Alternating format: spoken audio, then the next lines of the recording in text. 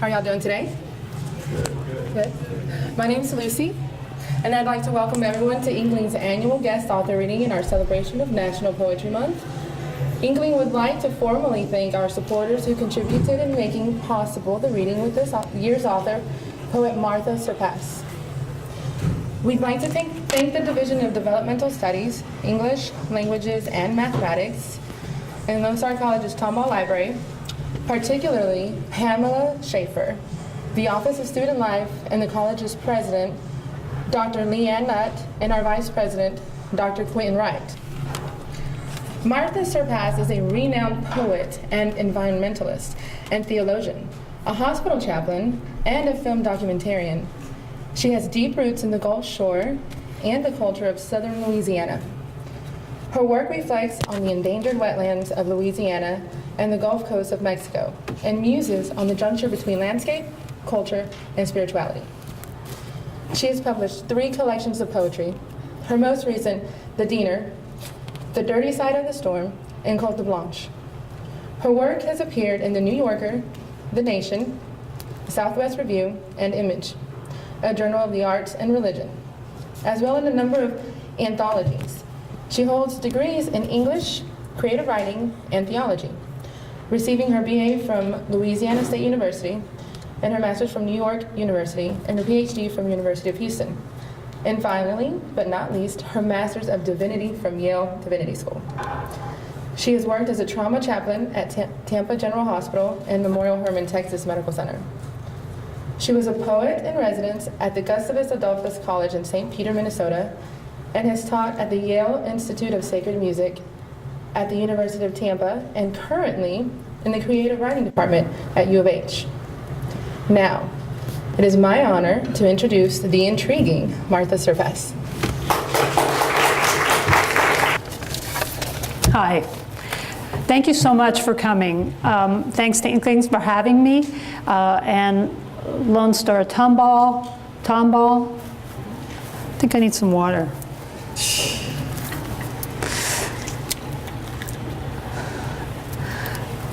I spoke with some really great students and Katie earlier, and I talked an awful lot. Maybe that explains the frog in my throat. I'm really glad to be here, and I want to start reading from The Dirty Side of the Storm, which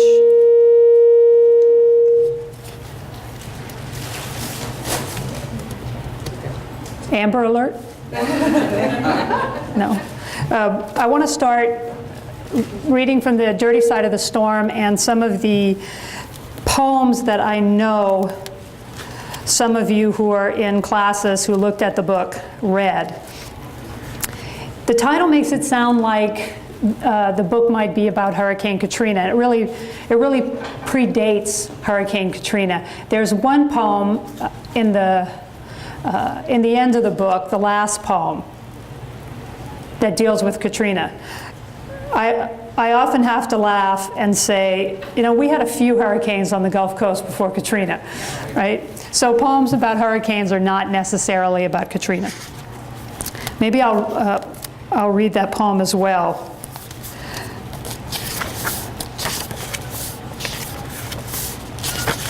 The water. In the morning, the water like a deckhand, a persistent curl against the shore, who won't back down, take no, or be denied. It is there under the wharf and soon under the house, whoring with any swamp rat or snake. It rings cypress knees with pearls. It dreams under the sun like cut cane, throwing back the salt you wash away, then wearing pilings down to air. Your houses wait on stilts tall as pillars, their sheet metal skulls bared to a mildewed sky. Against the fallen trees, rain and lapping tide meet, slapping of nets and fish and naked children pulling driftwood boats in one joyful noise around your sleep. In the afternoon, the water is there, only more, browner and grayer, No sweeping seaweed or foam, just its presence farther up your shore. Like a dull brother-in-law in front of TV. He means something to somebody, but not you, not just now. Its slow wake seems harmless, the litany of waves before a storm rolling benignly ashore. Intoxicating. And then it is there, all great length of it, rich sex of it. It wants you so badly, it pounds at the door. Let me take your smallness, your jetties, your broad coasts, your loam. It gathers at night beyond the curtain of mosquitoes, darker than the shut-down sky, the boarded-up clouds. Its desire thrums like an idling outboard. Ignore it, and it tows itself into your dreams. It's everywhere, every chance, all the time. It is more certain than death or love. It must have been conceived by death and love. When the last silt sinks under your feet, you will have to walk out on this water.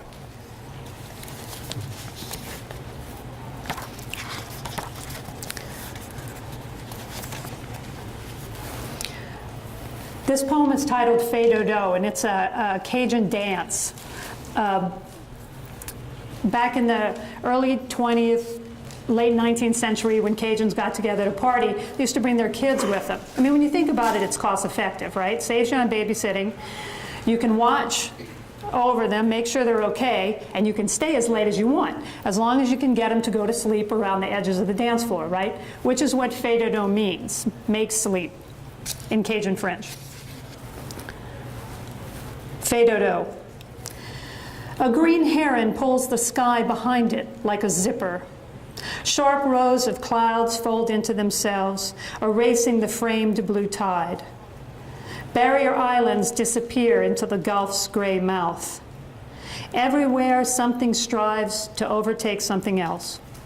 Grass over a mound of fill dirt, ants over grass, the rough shading of rust between rows of sheet metal, frustrating the sky. Boats breast up 3 deep in every slip, and as soon docked or waved away.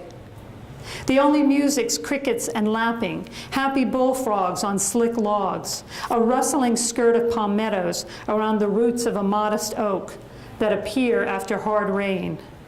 A fiddle or idling motor moves away. Go to sleep. God will come in an extended cab for all of us, the children, the dogs, the poets. That old adversary, the Gulf, our succoring mother, having given everything, will carry the whole of us away. Oh, thanks.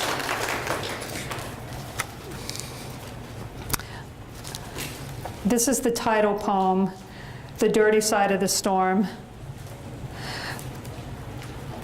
I'm guessing you don't live too far north that you don't know what the dirty side of the storm is, right? The part of the storm that usually upper right quadrant, that the winds push all the water on land, so that we in Louisiana are saying, oh, let Texas get the dirty side. And East Texas is saying, oh, let Louisiana get the dirty side. That's excusable, don't you think? I mean, there should be some allowance for fear, right? We don't really mean it. We would prefer nobody got the dirty side, right?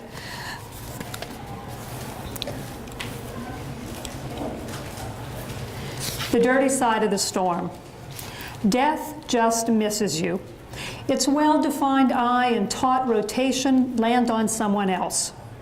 No need to study the sky for signs or watch the cows. Not with satellite loops, infrared imagery, reconnaissance flights shrinking the orange cones of uncertainty. If it makes you feel better, go ahead and push pins through a brittle chart. Your coordinates square neatly east of the worst wind shear, lightning strikes, and bursts of air. All convection steers clear of your splattered doorframe. The Red Cross mobilizes elsewhere.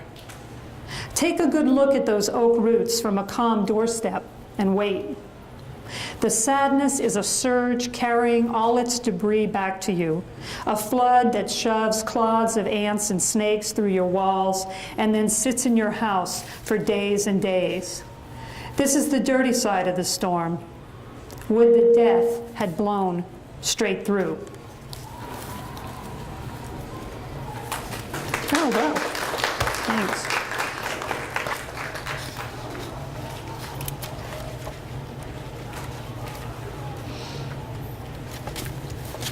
I'm from a little town about 80 miles south of New Orleans. It's part of the Barataria-Terrebonne estuary, and I'm told it's the fastest disappearing landmass on Earth, meaning it's eroding so quickly, or more quickly than any place else. And it's not an exaggeration to say in 50 years my hometown won't be there. This is a great sadness, even though I know that the estuary exists because somewhere else got eroded earlier. Sediment shifts, gets dragged by the river one place to another place. And sometimes that's just not terribly consoling. So this poem is about the struggle to make peace with that. It's called The Discipline of Non-Fulfillment. Eastertide, Margaret, and all that we've given up comes back to us at once. Chicken and sausage gumbo, 12 packs of Dixie, picayunes, and the man-god builder of trawl boards who frees bird dogs and coons from steel jaws. At once, the humid air rolls back and northern light pours through. Girls in pastel dresses spin petals to relieve pink azaleas of carrying the day on their own. A crowded sea of greens, innocent water wedged by shorn banks below. Eastertide, Margaret, and tide means something different here. But wouldn't you say it's the same sweeping abundance overtaking shoals and inlets, joining lake and bay, drowning everything in between? Don't answer. I'll focus on some small thing, a blue heron lifting from brown stubble, light off bleached barnacles, helicopter blades beating the marsh into submission. No action hero will rappel down in camouflage or lab white to sew together the last scraps of duckweed and spoil.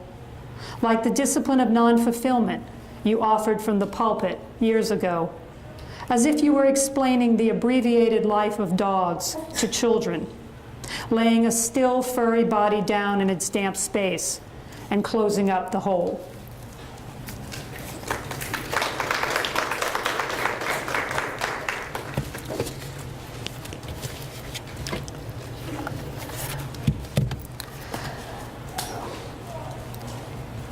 I'll turn to the new book, The Diener. The Diener is the person who runs the morgue. And because I work in a hospital, and that's usually the term given to the person who runs the morgue in the hospital, I have seen a lot of similarities, at least for me, between the kind of paradoxical life and death, loss and grief that's set in the hospital and that is set in the marsh and the disappearing marsh. But before I go to the hospital, I'll read another poem that's set in my hometown, not a hospital poem. And this poem comes out of an inferiority complex on my part. I have some really brilliant colleagues, and a couple of them are classicists and well versed in ancient Roman literature and ancient Greek literature, and man, that just me sometimes. So this poem was born out of the flip side of inferiority, which is defense. It's called The Best of Us. Give me your Greek myths, and I'll give you the Carmen Keith Bridge. Forgotten whatever it was called before, where 30 years ago Trey scaled the steel lift, still hot from the sun of the day, with a spray can under his chin to inscribe the I-beam with the promise of her memory and the imprimatur of his passion. Or when Oris G. did his girlfriend on the front lawn at lunch, I was speechless with admiration. The football coach looked him right in the eye, and Oris looked right back. The coach hardly able to draw his smile or keep from pounding Oris on the back as if he were a safety just trotting off the field with his first interception. What girl could I hold, even under the bleachers? Trey sat with his brother on the T-top of their Trans Am, a wing-stretched bird stamped in gold on the hood. They drank the better of a 12-pack under the scrawl of a new constellation. There was no moon. There was no call. Mr. Keefe went to early mass with his wife and 4 daughters. Auburn muses sliding into his car, one hotter than the next, down to his baby girl, whose breasts even the straight girls attended. Did Carmen see the blazon first, or did her father, driving with his neck stretched as if the crimson letters themselves were suitors, tearing up his sod and eating at his table? Before the sun set, sandblasters were at work, clouding the message and blotting the sword.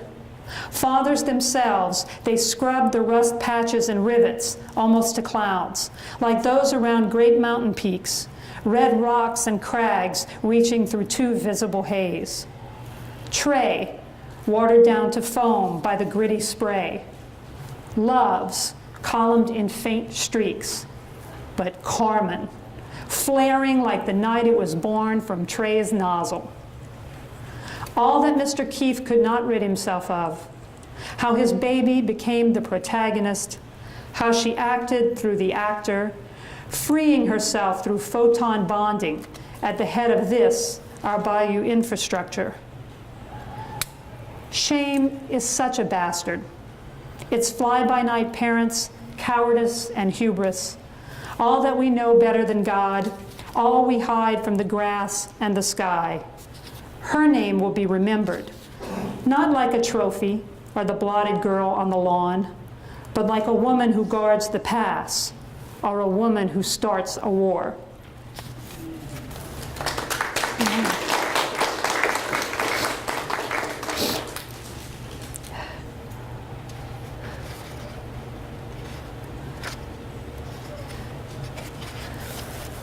Pearl snap. Anybody got on a pearl snap? No. But you know what one is. Western. Pearl snap shirt. Yeah, with pearl covers on the snaps down the front. Education is the answer to our social woes. And not the get a good job after high school, but the deep plodding kind. The making of many books kind. Get everybody together to debate the big questions kind. When I'm in Walmart and some kid dangling by the wrist is screaming, his mom in shorts that slice her thighs, saying something deep to him through her teeth, her long hair smelling like she has more than one job, I know it's not her fault. She's carrying a combination wallet cigarette case with a pocket for the lighter. Her husband, well, the father of her last 2, her divorce isn't final from her ex, is waiting in the truck, a Ford. Her dad had a problem with that until they went duck hunting and worked it all out. Her man didn't graduate, even though his junior high let the boys go when trawling season began, but going back got harder. She took typing and bookkeeping and even AP math. She says she manages a convenience store where you learn how to just take on the present. Right now, she just needs to find that pearl snap for her oldest. And why is it suddenly so dang hard to find a boy's 12 pearl snap? There are a few like her in every cow town. When the copter brings a woman's child, a certain woman of that kind, from the parish or the county to the city, and we all stand around the trauma bay watching environmental services sweep up the gauze wrap and cut clothes. And that woman from the boonies is still not here driving her husband's truck as hard and steady as she can. I'll meet her in family consult or stand her in the shiny hallway. She'll go anywhere. And depending on what the test tube intern has to say, she'll either squat, lay her forearm against her stomach, and loose that first whale groan that defies conceit. Or she'll tutor me in the language of living in good faith, of staring down what I have to say and opening her mind to it, taking it in like a nursling and knowing it whole until the two can sleep side by side. We tell her it's going to be a long road, and she says, as long as there's a road, I'm on it.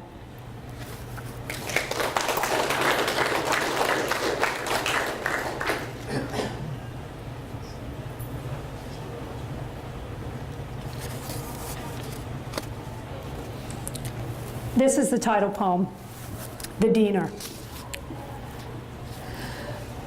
We hated the early anatomists for showing us how fragile we are, how God's image is composite. The liver, the bright bruise of a sunset, the thyroid wrapped around our throats for luck.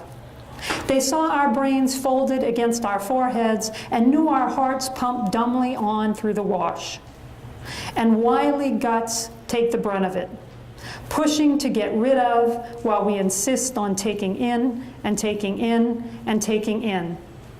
Theirs was heresy. That is, a choice to reach the artist by testing the art. Human suffering, always the requisite cost. Change, what keeps all of it the same, the teacher says, no new thing under the sun. What we make, let's make old instead. Older than the first tool, which smelled much like the body, the first blacksmith must have thought. Not quite like displaced blood, but blood at home in its place among other parts in their places. And that must be how we began to confuse the power to examine and change with the power to create, to be discrete agents. Why we like to see ourselves as whole, despite the diener piling legs on a cot, despite the pruned artery, tied and cut.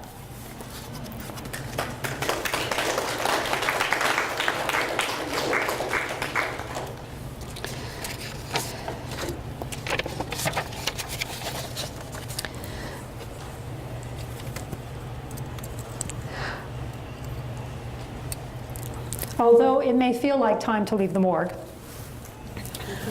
I want to read one new poem, and despite its title, or maybe because of its title, it's really about life.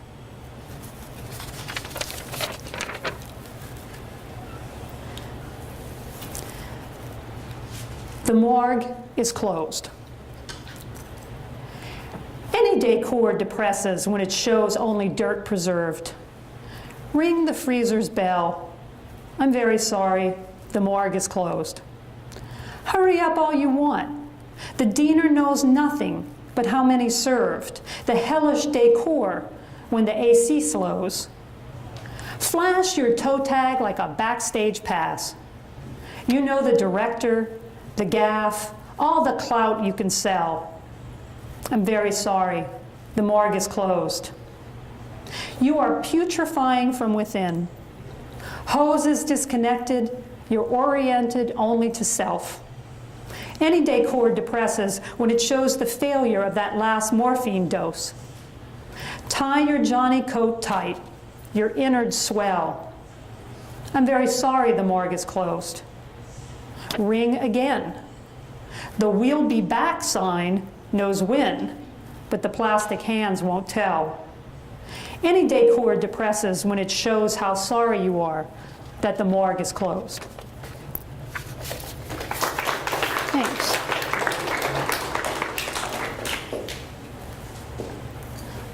Anybody read Jane Kenyon? Anybody going to read Jane Kenyon now? Maybe? One poem, Google. Just a fabulous, fabulous poet, unfortunately no longer with us. And she was the inspiration for this more recent poem of mine, In Praise of the Unremembered. Not forgot, as if the mind had left a book on the table, closed the front door, and walked downstairs to the car. Some I still hold, a digital watch, the stipes of a broken cross dangling from my rearview mirror, a blues harp's clear sea, her flushed chest, a boy ribbed white and leaning from a window of a train station in some city I've since forgotten. It goes on and on. Unreliable historian, I can put these together for the surgeon, nervous I may leave out the one ache, the pill, the meal that will save my life. It goes on. I can arrange for him the most tedious cliches, the drive-through morals of fear, perversion, shame, or sometimes even exuberant good fortune, while around me at the table, the arid smokers lose. Oh, the annoyance of the unlucky when I am not one of them. Leave me alone. Must I pay what I owe with my happiness? It goes on. But what is unremembered, I can't tell you a thing about. I have no beliefs, thank God. Just a weird kind of faith, like my dog standing at the front door, ear cocked toward nothing. He feels you while you are blocks away. I love the unremembered like that. It's my whole life, what I cannot plot.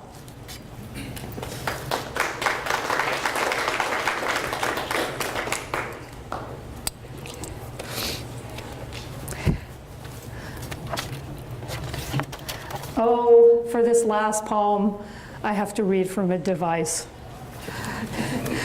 Forgive me ahead of time. It's really scary.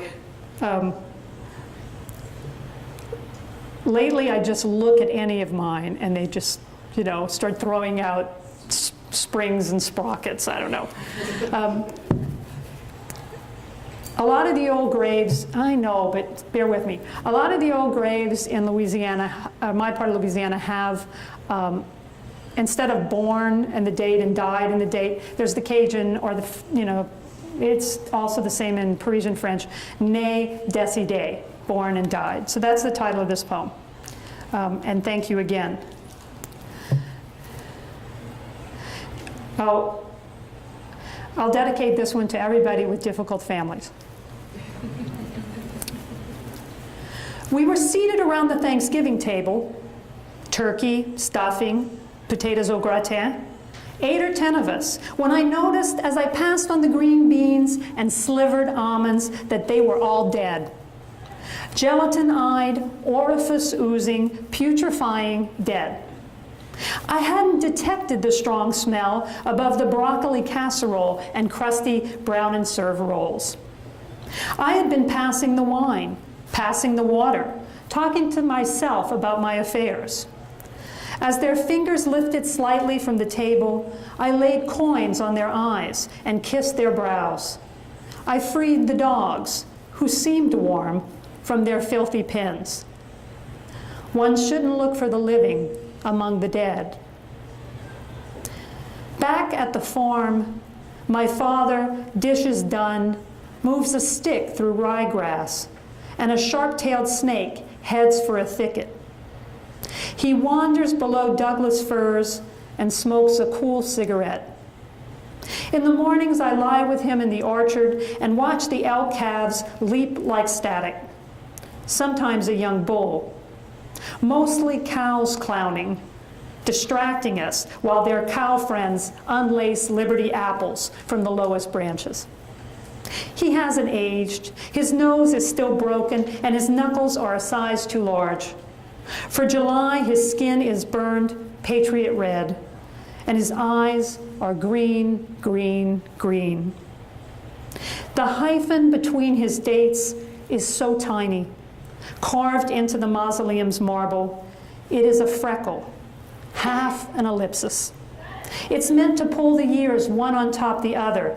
It's meant to erase itself, like an iris wipe before the end.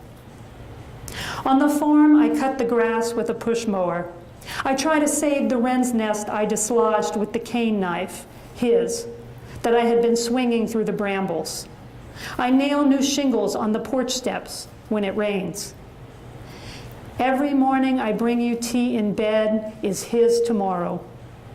The tray empty, the kettle and steam quiet, the bricks fire polished and weightless as they fall. Thank you.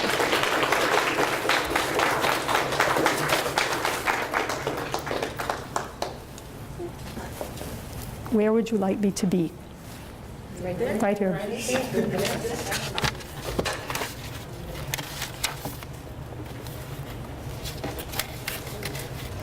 So now it's time for questioning. Does anybody have any questions for me?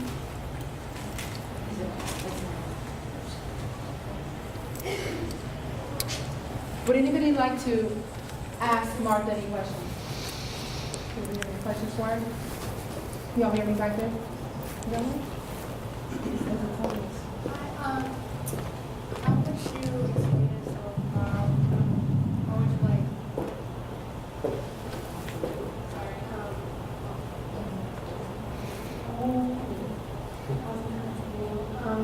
What made you like want to write and have like poetry in your life?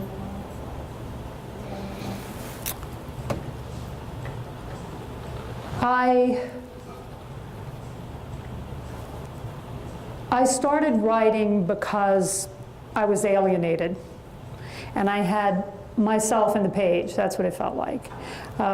As much as I love my culture, and I do love it, I felt a little alienated from it. I felt a little different.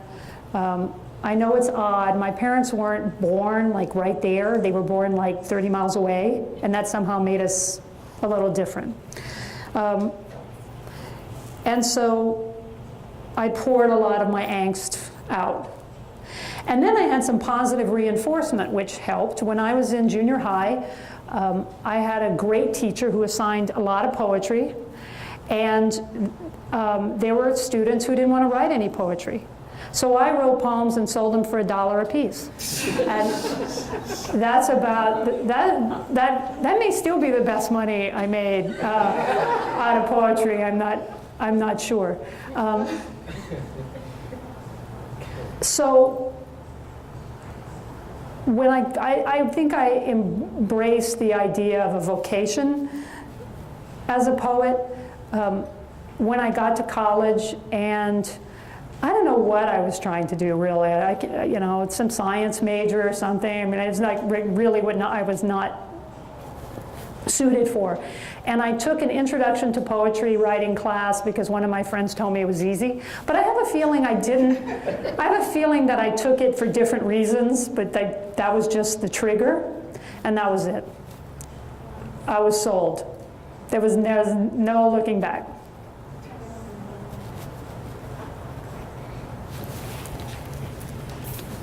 I have a question. Thank you for coming.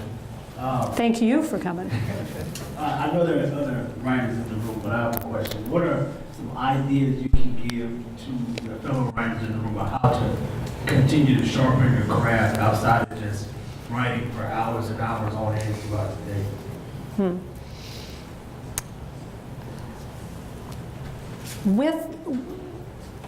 With respect to poetry, I would say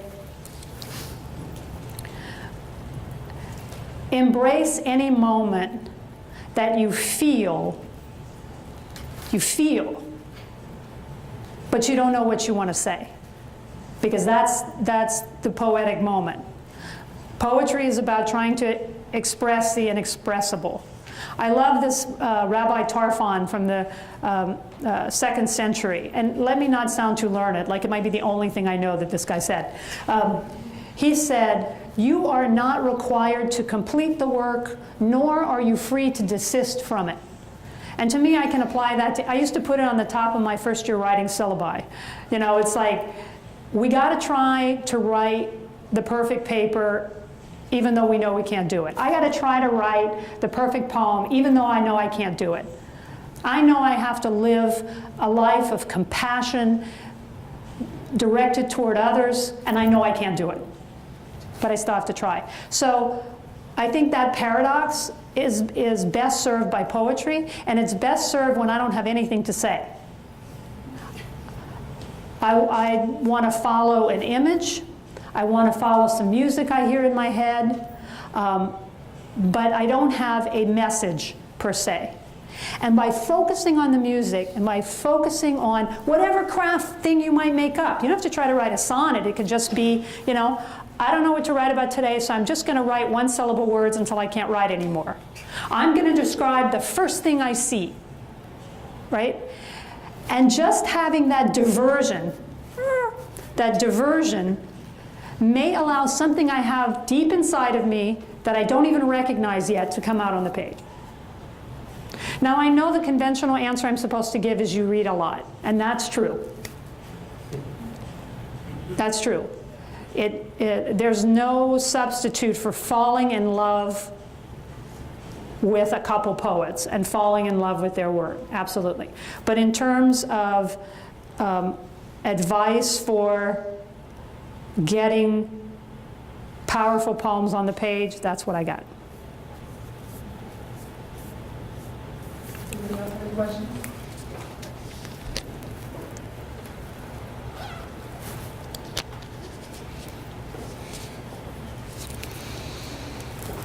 I guess that's it. Any questions? No? Anybody else? You? I'll ask a question we asked in the interview, I guess, but how did you come up with the idea just for the audience, of like a whole book about a hospital morgue technician, or, you know, the caretaker of the corpses in the morgue? A whole book. I believe in confession. I really do.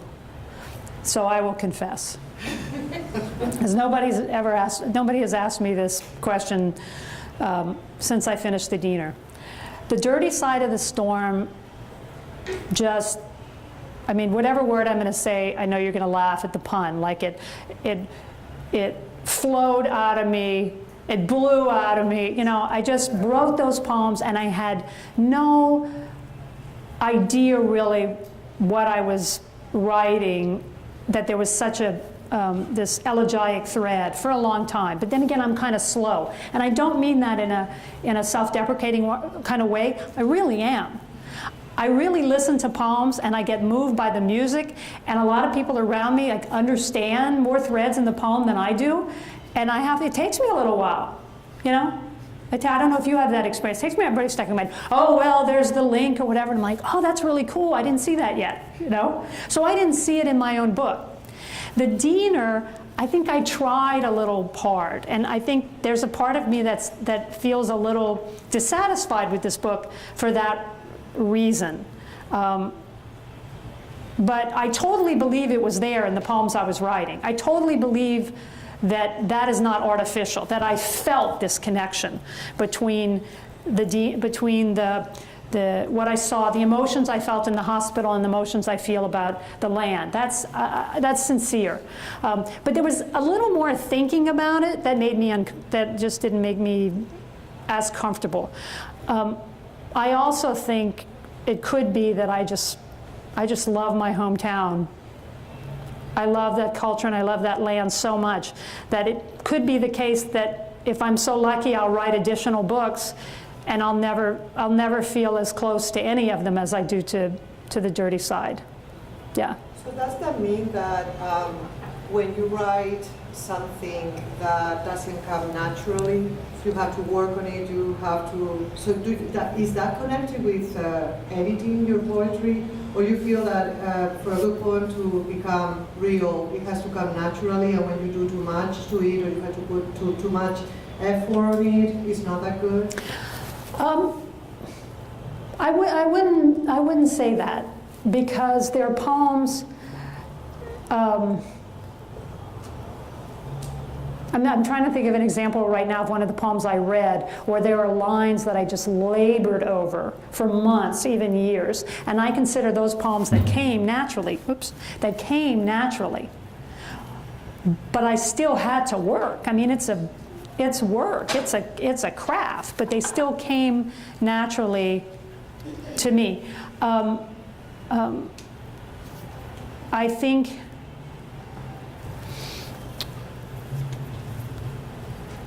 I think there are those poems as an example, and there's also a poem like Ne Decide, the last poem I read. I needed somebody else to point out something about that poem. I needed a reader. I thought that was a throwaway poem. I just felt like that was a poem I would never publish, I would never read, and I read it someplace. No, first I don't know. I got some positive response to it, and then I started reading it. I think I first sent it to someone because it was the only poem I had written for a long time. And that person said, oh, let us publish this. And I was shocked. And then I read it, and I got sort of a spontaneous applause for it. And I thought, there must be something to this poem that I don't recognize. So I guess I'm sorry for my long-winded way of saying, this is why readers are important, this is why community is important, because the opposite happens too. I think this poem, especially the one I wrote in the middle of the night, damn, I nailed that one, God, that's good. And then I read it to somebody I trust, and it's like, no. No, I think you need to go back to the, so it works both ways, and I think that poems come out of community too, as much as their individual works of art. I just had a question on who some of your favorite poets were. You seem to have kind of a Walt Wilkins kind of transcendentalist kind of idea. I liked how you kind of view the life and death of the morgue, compare it to the marsh. That seems pretty. I'm just curious on who some of your favorite poets were.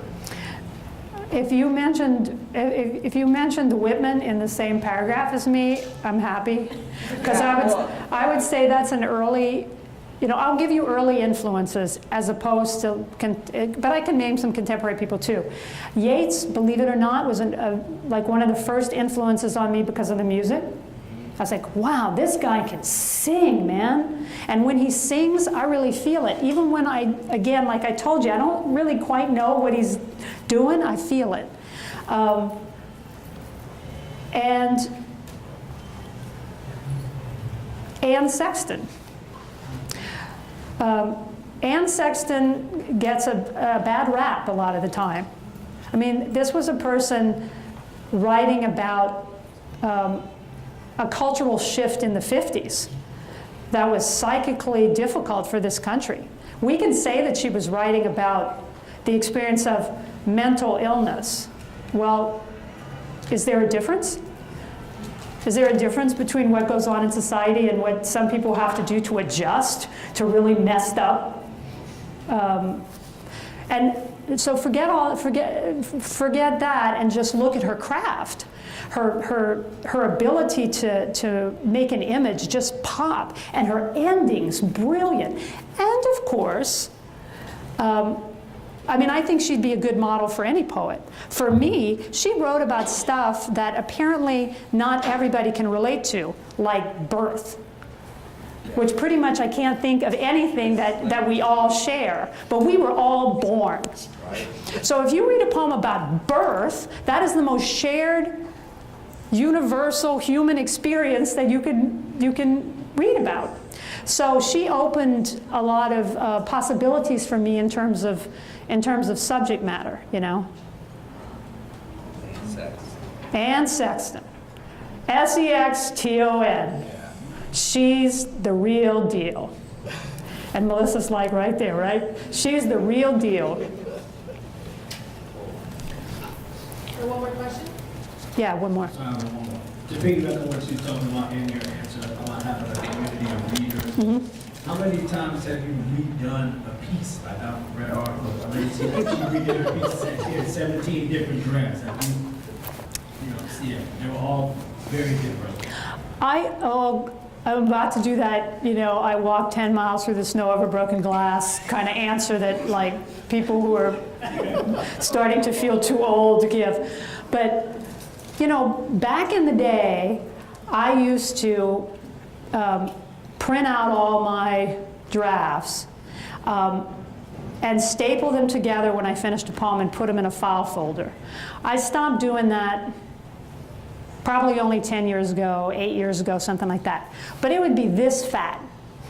And that wouldn't even be because I printed out one because I changed 2 words. I mean, I would have to change a lot, right? And there were handwritten changes on those pages, you know? So like 17, not even close, I think, for most of my poems. And I taught a class recently which I called spiral drafting. I thought, you know, you start a poem and you make some changes and you make some changes and you make some changes, and then you go back to that earlier version, you know, and you pull some stuff out, you see that you've gone astray, blah, blah, blah. And my students told me, I don't keep drafts. I just change it right on the screen. And to me, this was like the most terrifying idea, that I would lose something that I had written that I might later decide is better than what I'm writing now. Now, and in a way, I find that sort of like, you know, it's process oriented. This is about the poem I wrote Tuesday isn't the poem I'm going to write Thursday. Like, I get it. And on the other hand, I'm still keeping my freaking drafts. And my computer's a mess because of it, because I keep trying to like use different methods, like putting a date on each one, whatever, and I always mess it up. However, I can pretty much go back to something earlier if I feel like I've made a misstep. And one thing on that point, one of the greatest tips I learned is that when I get to a line that frustrates me and I keep working and working and working and it's not right, often it's 2 lines above where I started to go astray. And I need to go back 2 lines and see how I got to that. You know, it's like when you're lost, which I am often when I'm driving. Like, you don't know you're lost until many blocks after you made the wrong turn. You can't sit at where you're lost and say, oh, I'm lost, which, you know, you have to backtrack. Yeah. Thank you. Oh, Melissa, no. I do have a one. Go ahead. I have 10 questions. I'm not tired, man. I'm just like embarrassed to be up here so long. Go ahead. Yeah, I just, you know, I love your work, and I really like the new things that you read today. And so, Thank you. You're welcome. And I was wondering if you have a new project that you're working on, or, I mean, and actually that brings in another part to this question. Do you write a collection knowing that you're writing a collection, or do you just at some point say, oh, I have a bunch of poems that work together? So that, and then also, are you working on something? I keep thinking I have a project, and then about 2 years ago, I just, you know, it was one of those periods in life where you have to pay attention to other things. And I started having to pay attention to other things, and I stopped really working well. So I got to tell you this, but it's brief. Like 2 days ago, I woke up at like 3:30, which never happens. And I had this idea. Never, and so I'm not telling, like, if this doesn't happen to you, don't worry, it never happens to me. But it happened. And I picked up one of those dumb devices next to my bed, this iPad, because my computer was like outside the house, far away. I was gonna have to get dressed to go get it. So I started writing, I wrote for hours. I had about 30 lines. Well, all right, I'm being hyperbolic, 24. Tercets, man, perfect tercets. And I was like, oh my God, I could see that it was gonna be a long poem. I was so fired up. And I felt like I needed to take a break. So I went to look at my mail, and I came back to that page, and it was gone. The thing was set on auto save. Okay, I'm not a complete idiot. I was set on auto save, and it was gone, the whole thing. So, and I'm telling you, I didn't have anything going on for a really long time.